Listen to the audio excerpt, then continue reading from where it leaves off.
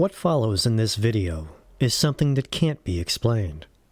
Something that betrays the handiwork of a wizard or a witch hiding behind a cryptic veil.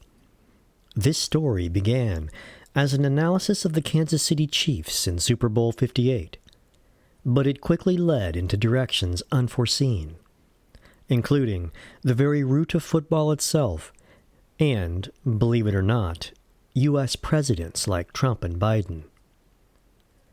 Calling upon my unique perspective of reality and my 16 years of intensive research into seeing the world within a world, I present this fascinating look at something most of us blithely ignore. I bring to light the occult, the paranormal, the metaphysical, and the other impossible-to-believe aspects that have clustered around the Chiefs. Many of you will dismiss this as fantasy, and that is fine. You can ignore my conclusions, but you cannot ignore the evidence. So, to those of you who are willing, come with me as I share this absolutely astounding tale. I hope you enjoy. The Kansas City Chiefs football team began life in 1960 as the Dallas Texans. They were owned by Lamar Hunt Sr., who had desperately wanted to form an expansion team in Dallas, but was rebuffed by the National Football League. Hunt joined with others who had also been denied entry and created the American Football League in August of 1959. Perhaps in an effort to get back at Hunt, the NFL decided to create their own team in Dallas, called the Cowboys. They likely knew that the city wasn't large enough to support two teams. After the third season, Hunt moved the Texans to Kansas City and renamed them the Chiefs, after the Kansas City mayor at the time, H. Roe Bartle, whose nickname was the Chief and who had lured them to his city. Their first season as the Chiefs was 1963. It's important to realize at this point that the Chiefs weren't named after Native Americans. That's just a fake facade used to obfuscate their true purpose.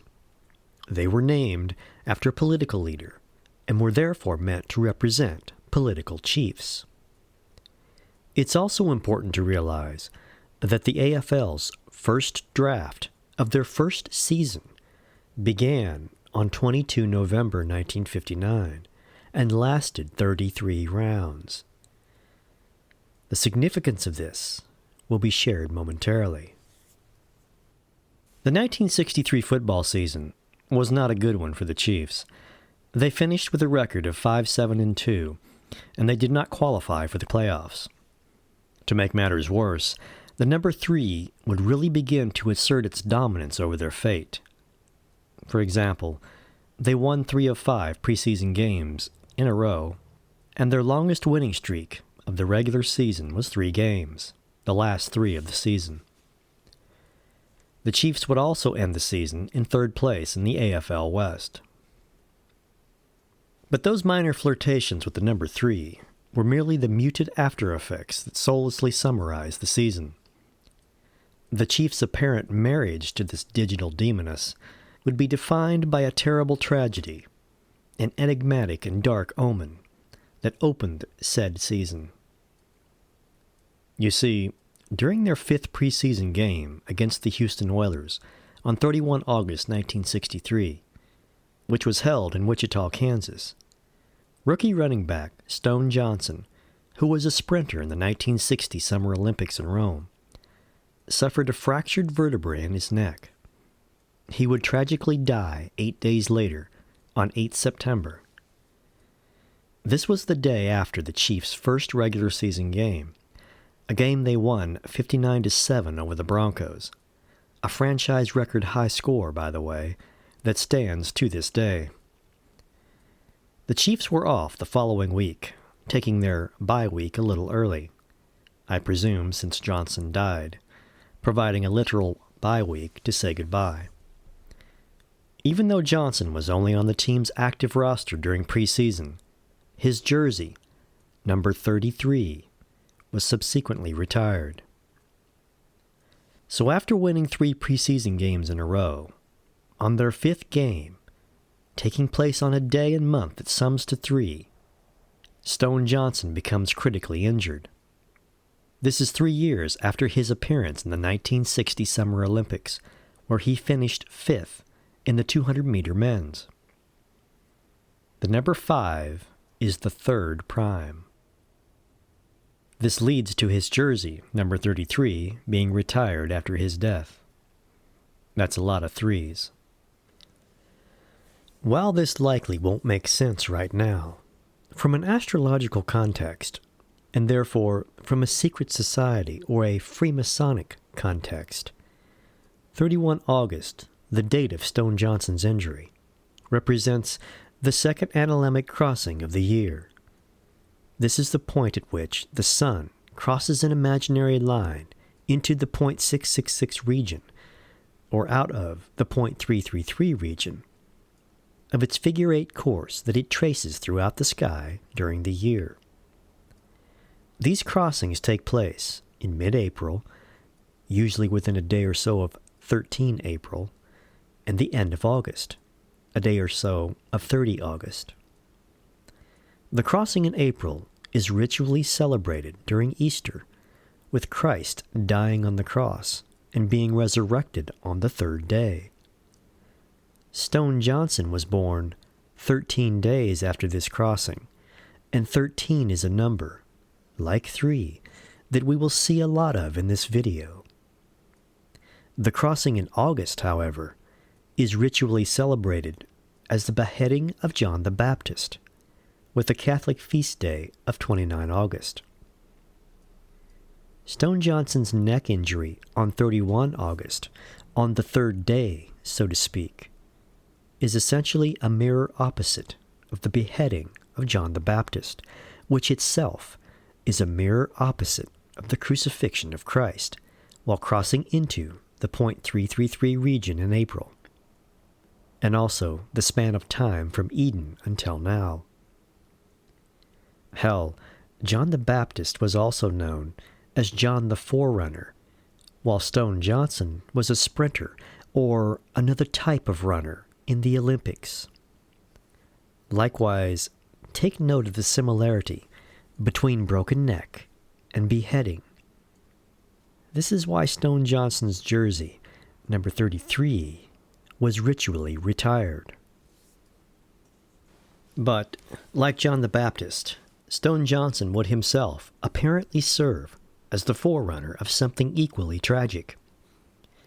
You see, the Chiefs would play one game, literally their first game as the Chiefs, and then Stone Johnson died the very next day. They would then get a week off. They would then play 9 games, and in the 3rd month, the Chief of the United States, John F. Kennedy, would be shot in the head, and the Chiefs, and all the teams for that matter, would get another week off following his tragic death.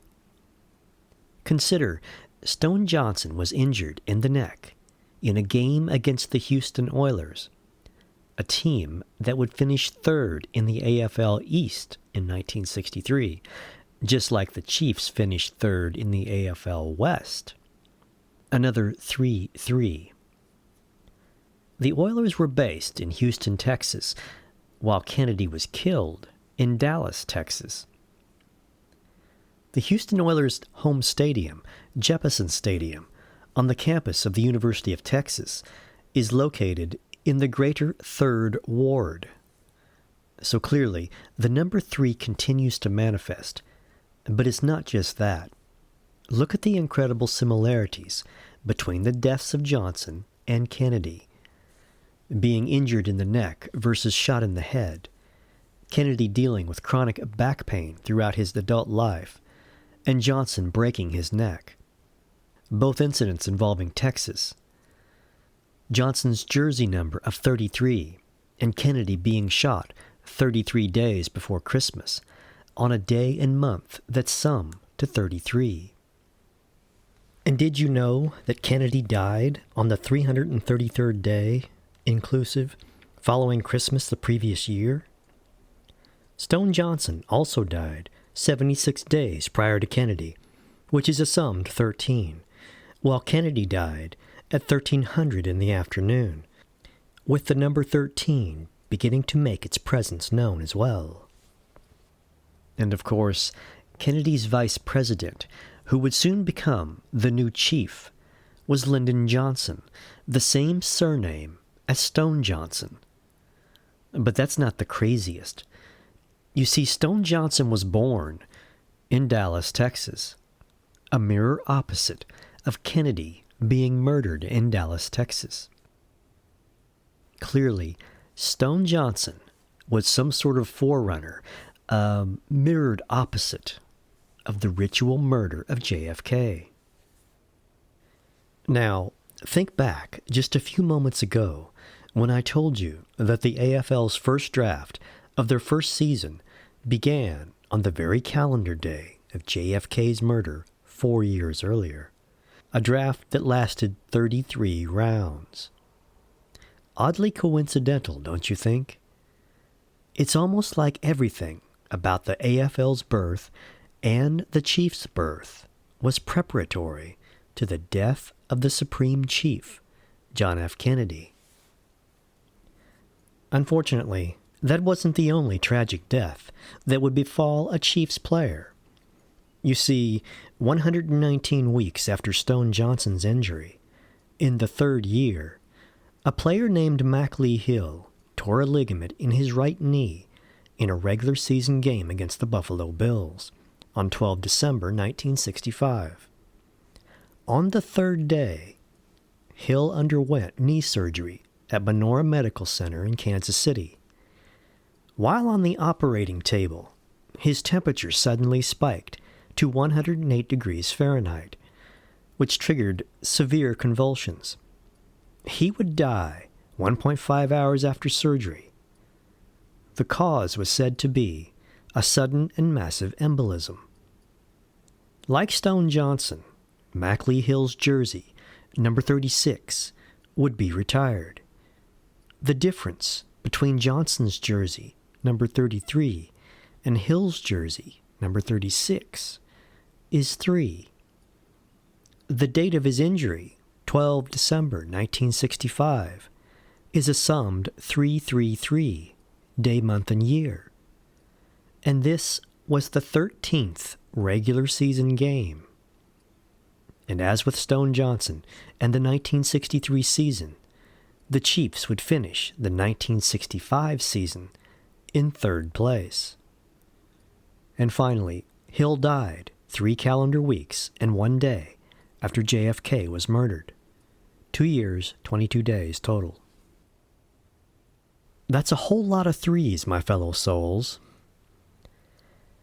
I bring focus to these two cases because, whether you accept it or not, there is an undeniable supernatural element about our existence which, as we shall continue to see, attached itself to the Chiefs from the very beginning and continued to express itself via the sacred numbers of 3 and 13. But it doesn't just involve sacred numbers. If I'm correct about the link between Stone Johnson and JFK, then there is also a link between the Kansas City Chiefs and the presidents of the United States.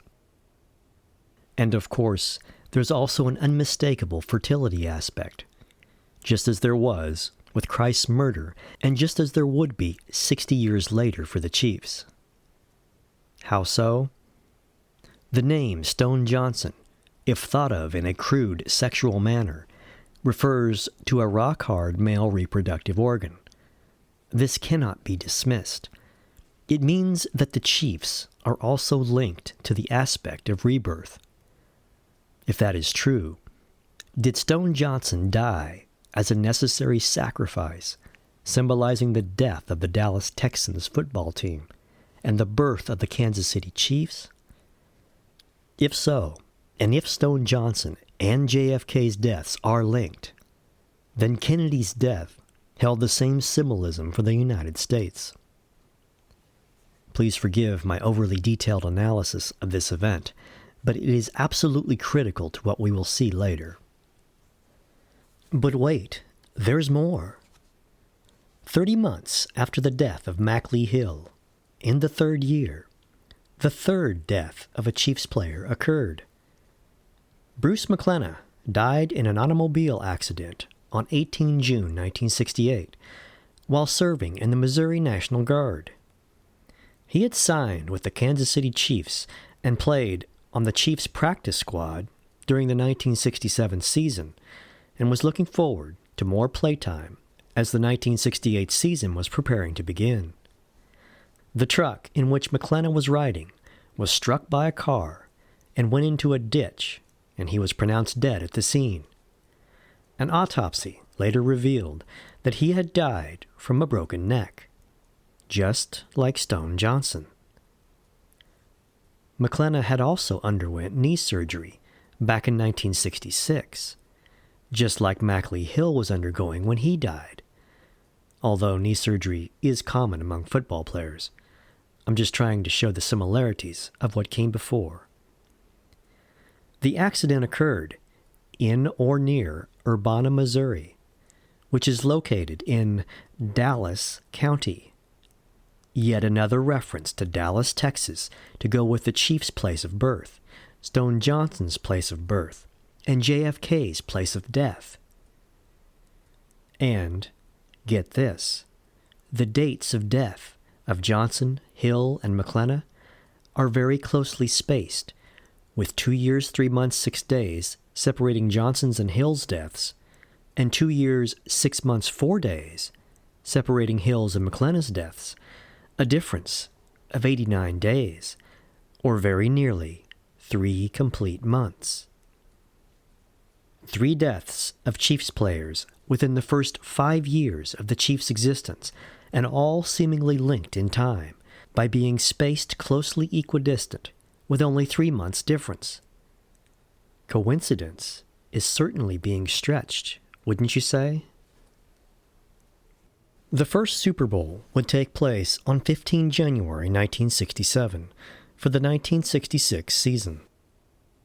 The Chiefs won the AFL championship that year, and they played the NFL champion, the Green Bay Packers.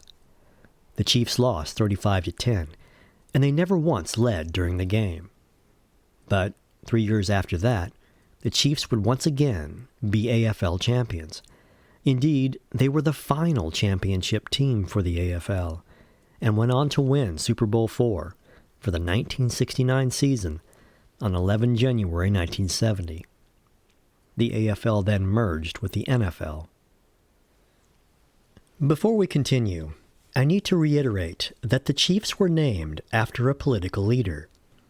As such, I have to question whether or not they were functioning as some form of political prognosticators, an oracle by any other name. Think about it. Their first Super Bowl appearance in the very first Super Bowl, although a loss, seemed to reflect the continued fate of the murder of John F. Kennedy. For example, they won their very first game as the Chiefs, 59-7 over the Denver Broncos, looking very much like their former selves, the Dallas Texans, when they won the AFL championship the year before, in their third year of life. But then they endured the death of Stone Johnson, and then 2 more deaths, roughly equidistant in time, all throughout the Johnson administration, almost as if the deaths were functioning as a constant reminder that their beloved chief was murdered in a coup, and that the chief in office at the time had very likely played a role in it.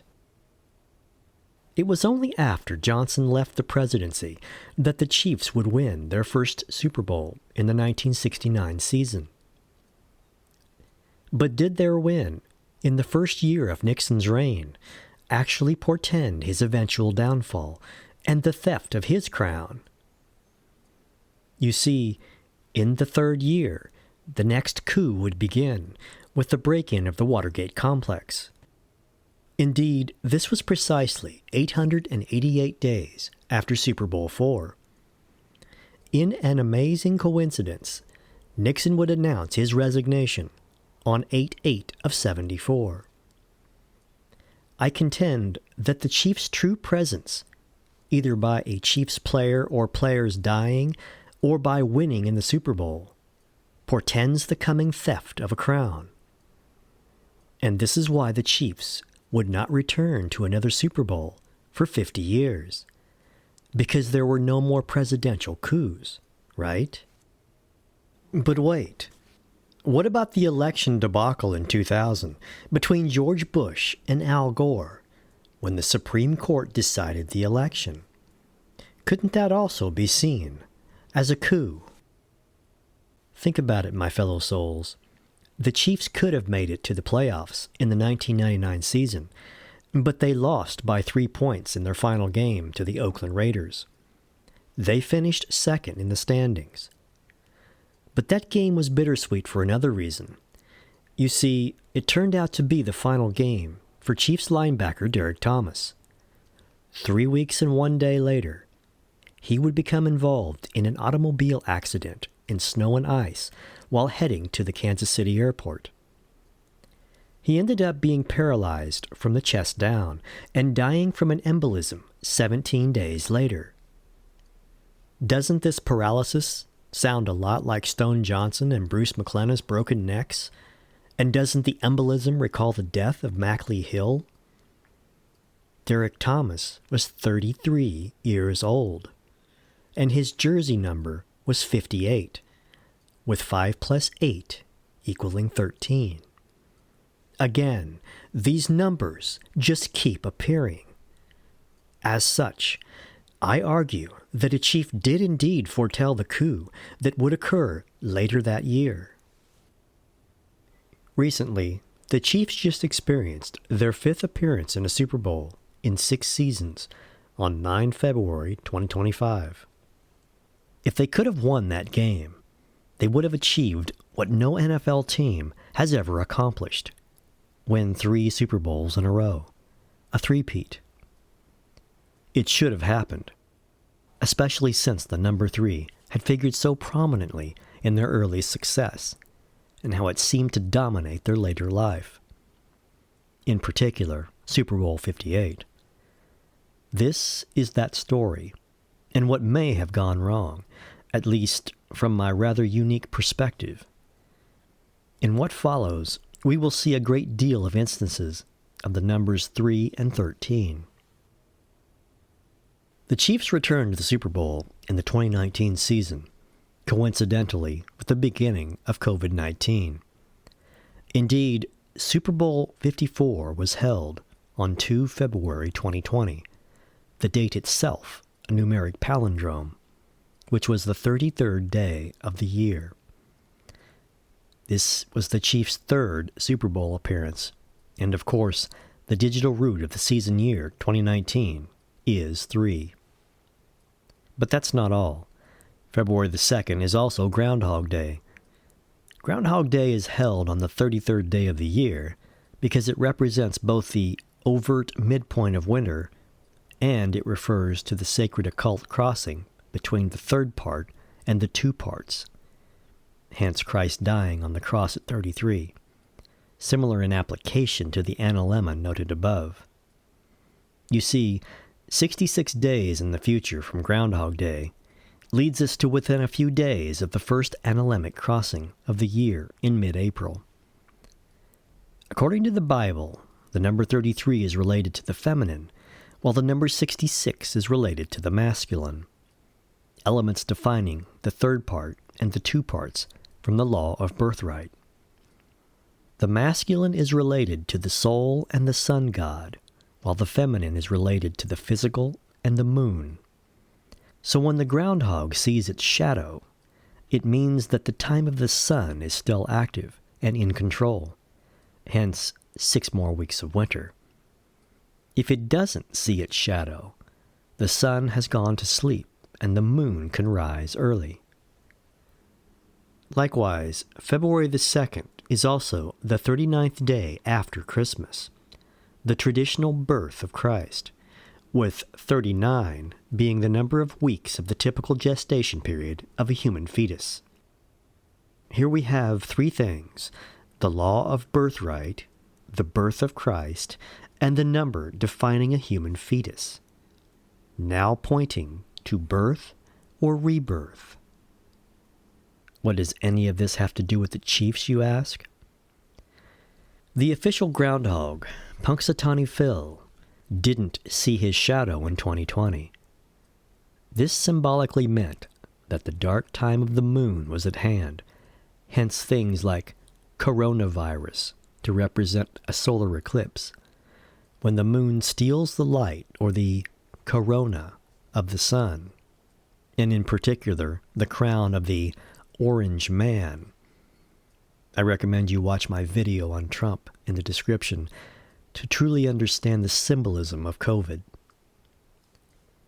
But it also meant that without the sun, the Chiefs could win for the first time in 50 years.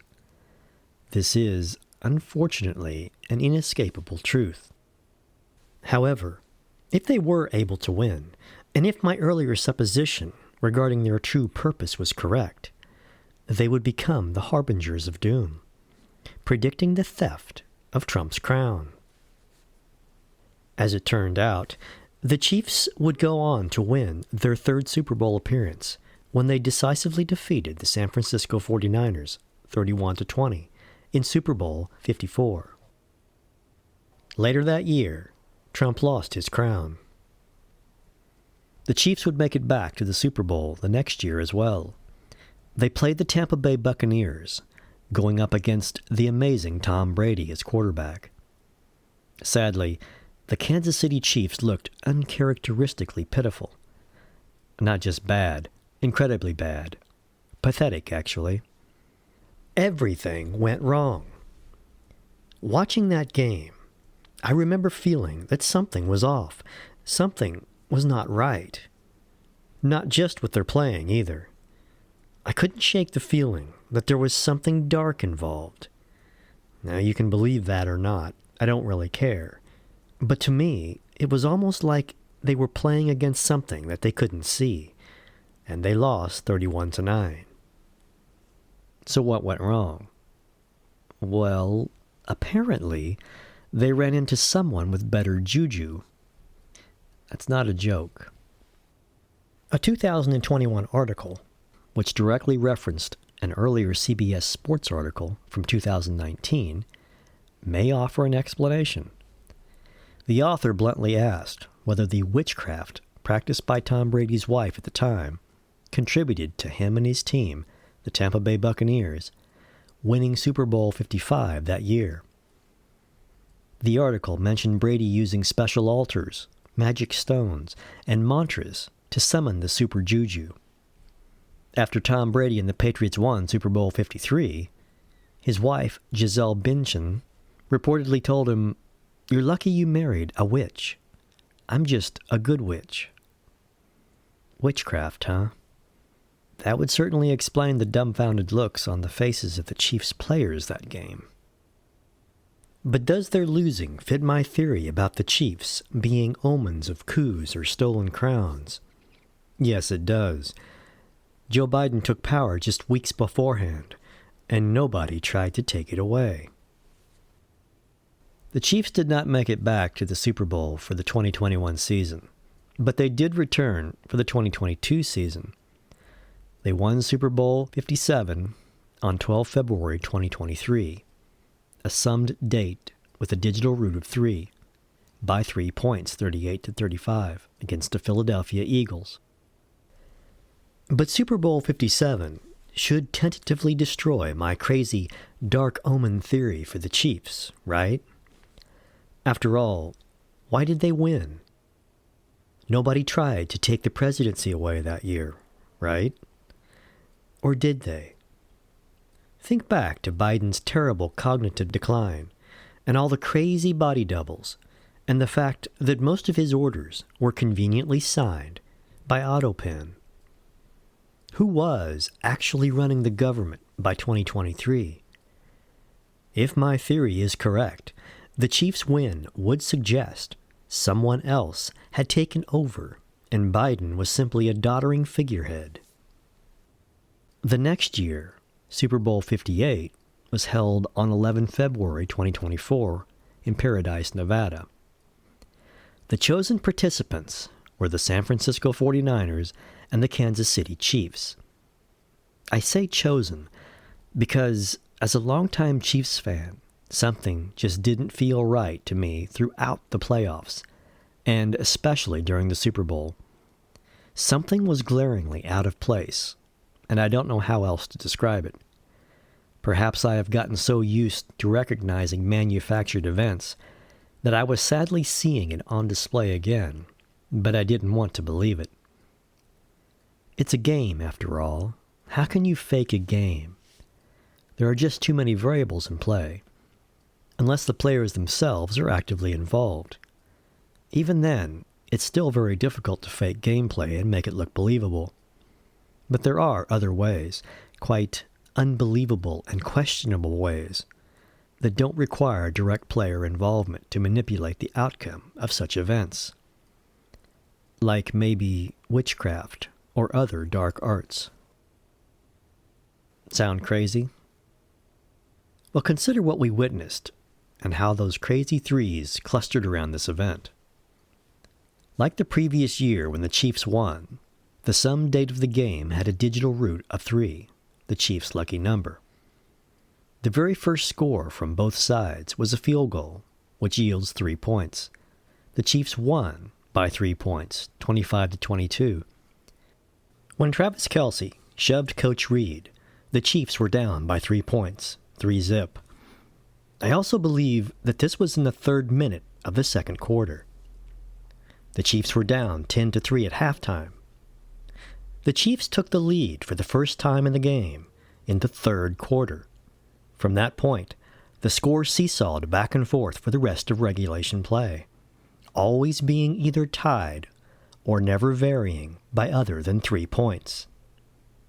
Chiefs kicker Harrison Butker forced overtime with a 29-yard field goal with 3 seconds left to make the score 19-19.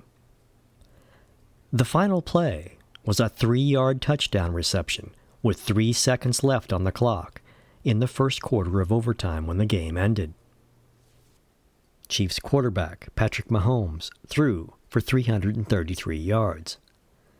The address of Allegiant Stadium, where the Super Bowl was held, is 3333 Al Davis Way. Allegiant Stadium opened on 31 July 2020, just 13 days shy of the full 33 months following its groundbreaking on 13 November 2017, and in the 3rd year. Super Bowl 58 took place 3 years after the new stadium opened. I mean, some of that can be manipulated, but winning by 3 points with a 3-yard touchdown and 3 seconds left on the clock, while Mahomes threw for 333 yards? Isn't that pushing mere happenstance just a tad? It's either a massive coincidence, or there was something supernatural going on there.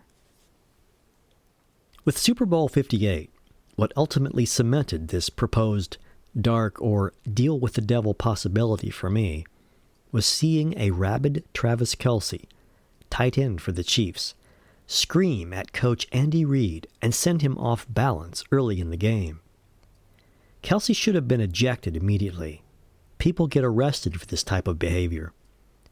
Instead, this action was blown off, especially after the game. Fans tried to downplay the devilry. Oh, they're just friends. He was just being competitive. Well, friends don't treat other friends like that, especially those much older. Andy Reid, likewise, made a point of claiming it was nothing. Yeah, well, look at the video of Kelce's face, my fellow souls. It was dark and demonic, filled with hatred and bile. I know, you're not convinced. But if such an incredible claim was true, and the Chiefs did indeed lose in 2021 because of witchcraft, the mirror, the theoretical process that I coined in my books and contend keeps everything in balance in the universe, would demand that the Chiefs' loss in 2021 be balanced, be avenged, if you will. In other words, witchcraft, or some other form of supernatural subterfuge, would be employed to work on the Chiefs' behalf to ensure their victory 3 years later. Note our special number again. Think of it like an election, two forms of evil vying to win. Indeed, while it sounds crazy, we do have a mix of biblical and satanic imagery in play here. How so? Just like with the death of Christ requiring one full day of death, when the Chiefs were crucified in 2021 for the 2020 season, they never returned to the Super Bowl the next year. However, they did return in the third year, and they beat the Philadelphia Eagles, just like Christ was resurrected on the third day. And take note of that team, my fellow souls.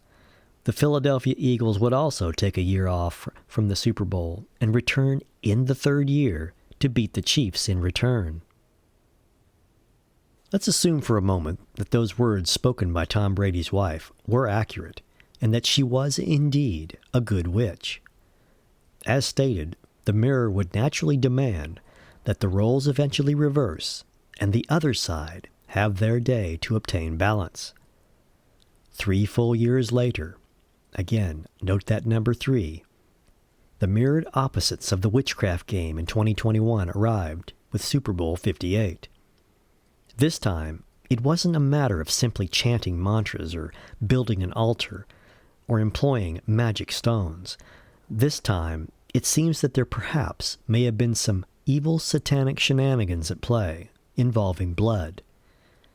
And just like before, the mirror would demand that the root source be a male and female couple. However, since roles reverse in mirrored events, this time the dark power couple would not be married, as we will later see. What do I mean by blood? As it so happens, there were 3 male Chiefs fans who had gathered at a friend's house for the very last regular season game of 2023 between the Chiefs and the LA Chargers. The Chiefs won that game by 1 point, scoring a total of 13 points.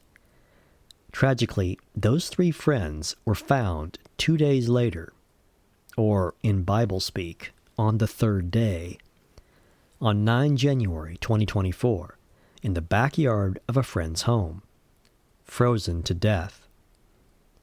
Later preliminary toxicology results stated that all of the bodies had cocaine, marijuana, and a lethal dose of fentanyl.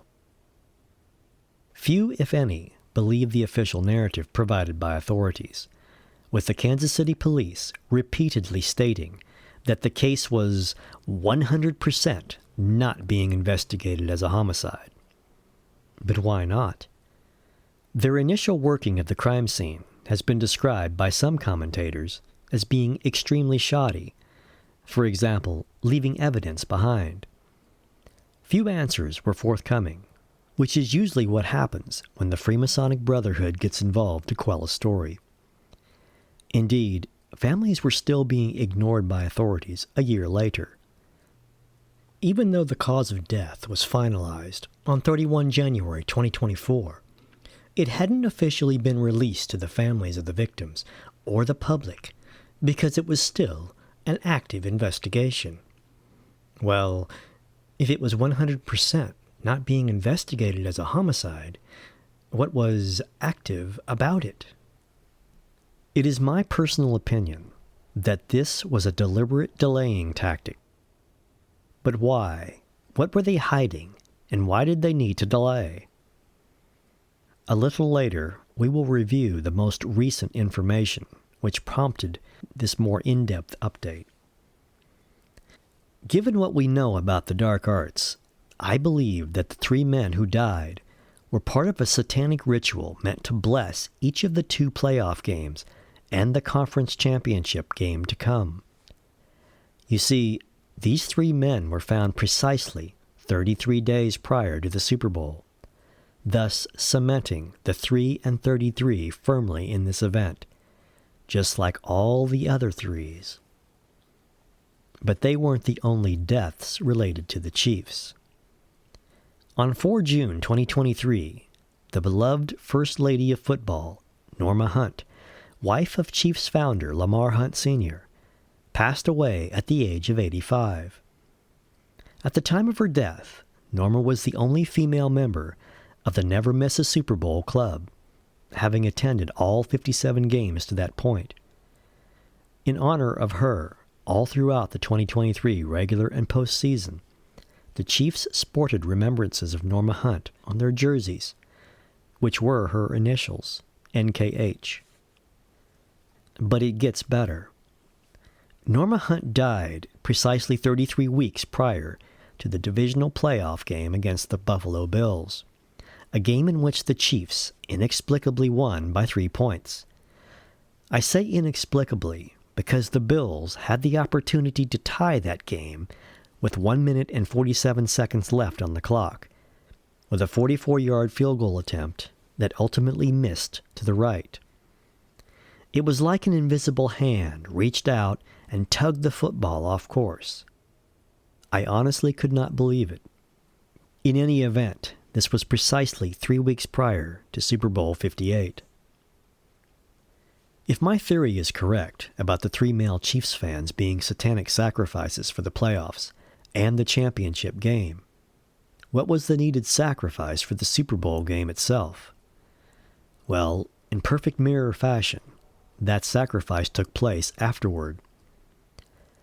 After the Chiefs' victory in the Super Bowl, the city of Kansas City held the obligatory parade, which just happened to be on Valentine's Day. As the event was nearing its completion, however, a scuffle between several black youths erupted and shots were fired. This took place at Kansas City's Union Station, the very same location where the 2023 draft was held. Multiple injuries were reported, 22, and one woman, a radio DJ, was tragically killed. This was 3 days after the Super Bowl. So here we have yet another tragedy, this time after the Super Bowl and involving a single female who died instead of 3 males. Another 1-3 or 3-1, however you want to look at it. And occurring 3 days later instead of 33 days prior. In essence, the 2023 football season ended where it began, and it included a murder. A mirror opposite to the way their very first game way back in 1963 experienced the death of a player the next day. And still the number 3 or 33 dominated. Doesn't this sound just a tad dark? Doesn't this sound like something that might be satanic or even the product of witchcraft? But how? This is the end of Part 1. In Part 2, we will begin to look at all the instances of the number 13. See you there. If you found this topic interesting, then please check out my other videos and my books. My website is www.mastersofthemirror.com. Thanks.